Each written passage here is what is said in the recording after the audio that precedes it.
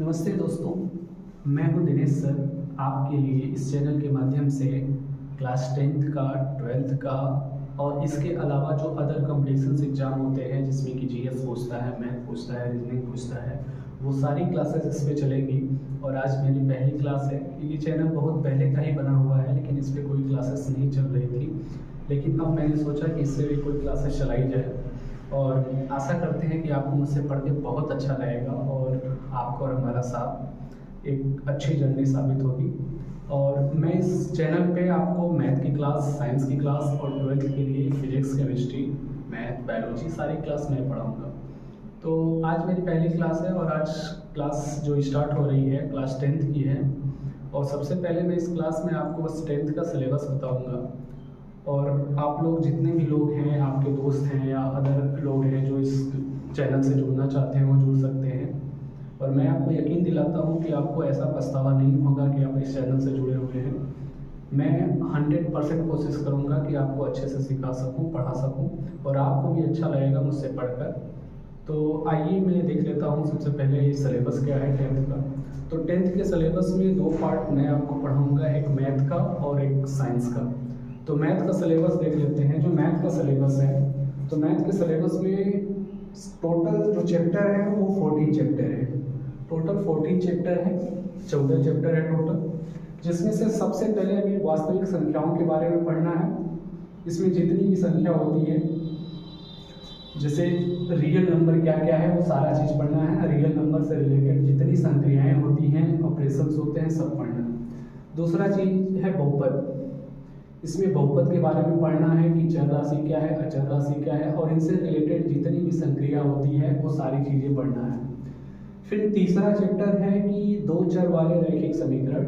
इसमें हम क्या करेंगे कि जितने भी ऐसे समीकरण हैं जिसमें दो चर होते हैं, इनको सॉल्व करना सीखेंगे कि कैसे सॉल्व होता है और इनसे रिलेटेड जितने भी सवाल बन सकते हैं वो सारा का सारा सवाल हम देखेंगे। अगला चैप्टर है द्विघात समीकरण। इसमें हम दो घात वाले समीकरण को हल करना सीखेंगे, उनका गुणनखंड करना सीखेंगे और उनसे रिलेटेड जितनी भी सवालें बन सकती हैं उन सारा सवाल को सीखेंगे। और अगला चैप्टर है समांतर श्रेणी। समांतर श्रेणी में क्या होता है कि अदर अदर प्रकार की संख्याएं होती हैं और उनको जोड़ने का रूल या कौन सा संख्या आएगा, मतलब एक तरह का रीजनिंग जैसा एक सवाल होता है। बहुत ही अच्छा चैप्टर है, आपको पढ़ के अच्छा लगेगा। और अगला चैप्टर है त्रिभुज। त्रिभुज में हम जितना भी चीज़ें हैं, त्रिभुज से रिलेटेड जितनी संक्रियाएं हैं, त्रिभुज पढ़ेंगे, त्रिभुज के प्रकार पढ़ेंगे और ये दो त्रिभुजों की तुलना करेंगे कि सर्वांगसम है, समरूप है, क्या है, ये सब तुलना करेंगे। और जब चैप्टर पढ़ाएंगे तो आपको अच्छे से सिखा देंगे। अगला चैप्टर निर्देशांक ज्यामिति। निर्देशांक ज्यामिति क्या कहता है कि किसी भी समतल पे, तल पे कोई पॉइंट कहाँ पे है, कोई बिंदु कहाँ पे है, उस चीज़ को हम देखते हैं और इसको भी हम अच्छे से देखेंगे। जब ये चैप्टर पढ़ाएंगे तो आपको अच्छे से सारी चीज़ें समझाएंगे। अगला है क्लास 10th का सबसे मोस्ट इम्पोर्टेंट जो चैप्टर है वो है त्रिकोणमिति। त्रिकोणमिति का बहुत यूज है। बहुत सारे लोग इसका ये सोचते हैं कि इसका कोई यूज नहीं है, लेकिन आप देखेंगे बहुत सारे जैसे पुल बनते हैं, ओवरब्रिज बनते हैं, सब में त्रिकोणमिति का एक बहुत रोल होता है। और इसी रोल को, यानी इसमें हम जो सवालें सीखेंगे इसका अनुप्रयोग पढ़ेंगे।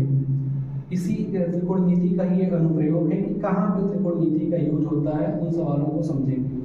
अगला है कि सर्कल। सर्कल पढ़ेंगे और सर्कल के बाद इसमें बस सर्कल सीखेंगे, क्या है सर्कल, क्या है उसका रेडियस, क्या होता है परिधि, क्या होता है, सब सीखेंगे।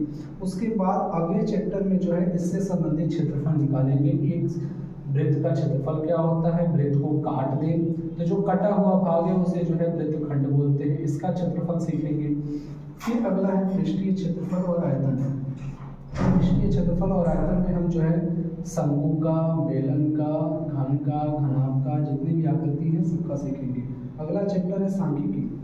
सांख्यिकी में हम कोई भी डाटा का स्टोरेज देखेंगे, कैसे भी आंकड़ों को हम एक सही क्रम में लिखते हैं, उनको जोड़ते हैं, उनसे रिलेटेड जितनी भी चीज़ें हैं, संक्रियाएं वो करते हैं। और अगला लास्ट चैप्टर है प्रायिकता।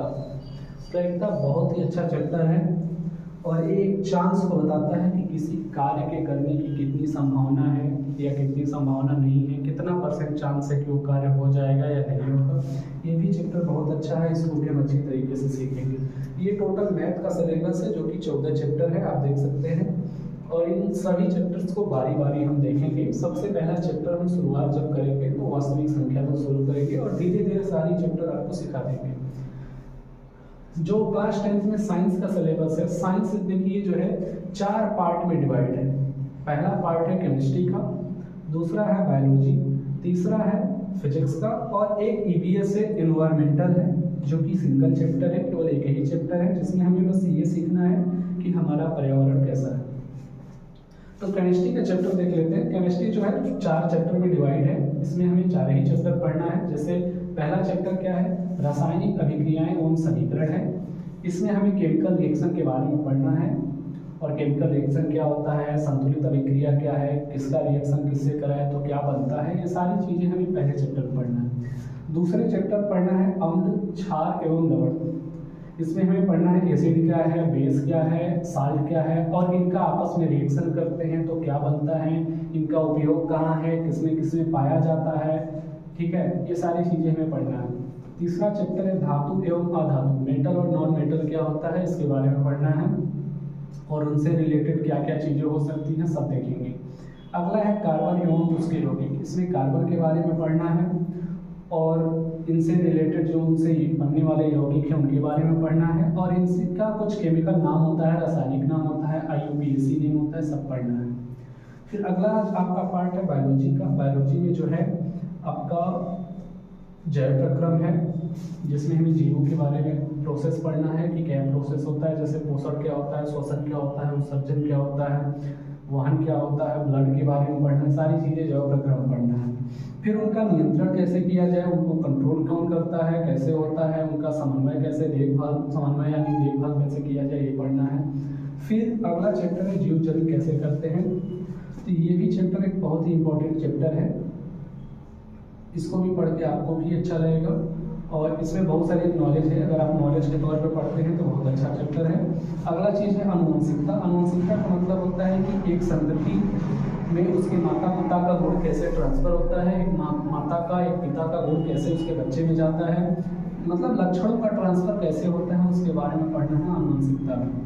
फिर आ जाता है फिजिक्स का पार्ट। फिजिक्स में जो है आपको 4 ही चैप्टर पढ़ना है, जिसमें पहला है प्रकाश, परावर्तन और अपवर्तन, यानी इसमें प्रकाश के बारे में सब पढ़ना है, चाहे वो लेंस हो, दर्पण हो, चाहे वो इनसे रिलेटेड जितनी भी संक्रिया हो, इनका उपयोग हो, वो सारी चीज़ें हमें पढ़ना है।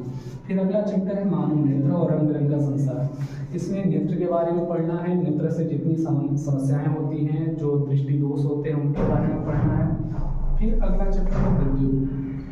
इसमें विद्युत के बारे में जितना भी चीज़ है, धारा क्या होता है, आवेश क्या होता है, उनसे रिलेटेड जितनी भी और भी टॉपिक हैं उनको भी कवर करना है। फिर अगला है विद्युत धारा के चुंबकीय प्रभाव। एक इलेक्ट्रिक और चुंबक के बीच में क्या संबंध है, इनसे रिलेटेड क्या उपकरण हैं, क्या नियम हैं, वो सारा का सारा हमें विद्युत धारा के चुंबकीय प्रभाव में पढ़ना है। और सबसे लास्ट में है हमारा पर्यावरण। तो पर्यावरण के बारे में सब चीज़ें पढ़ना है कि हमारा पर्यावरण क्या होता है और पर्यावरण को कैसे सुरक्षित रखा जाए, कैसे बचाया जाए, प्रदूषण से कैसे बचा जाए, वो सारी चीज़ें हमें हमारा पर्यावरण के रूप में पढ़ना है। तो ये है आपका मैथ का और साइंस का सिलेबस क्लास 10th का, और हम इसी सिलेबस से जो है आपका शुरुआत करेंगे। और अगली क्लास से हम आपको पढ़ाएंगे, ये केवल इंट्रोडक्शन क्लास है जिससे कि आप सीख पाएंगे कि क्या पढ़ना है क्या नहीं पढ़ना है। तो मैं आपको दोनों सब्जेक्ट पढ़ाऊँगा, चाहे मैथ हो चाहे साइंस हो, सभी सब्जेक्ट डेली आपको हम क्लास देंगे और धीरे धीरे जो है आपको सारी क्लासेस उपलब्ध करा देंगे और सारा सिलेबस पढ़ा देंगे। और हम भी आशा करते हैं कि आपको भी पढ़ने में बहुत अच्छा लगेगा। हमसे जुड़िए और अधिक से अधिक बच्चों को भी बताइए कि नहीं, आप इस चैनल के माध्यम से पढ़िए, आपको पूरी क्लासेस पढ़ा दी जाएंगी। तो अगर आपको अच्छा लगा हो तो ज़्यादा से ज़्यादा इस वीडियो को शेयर कीजिए और मिलेंगे हम आपसे एक नेक्स्ट क्लास में नए टॉपिक के साथ, आपके मैथ के वास्तविक संख्या। धन्यवाद दोस्तों।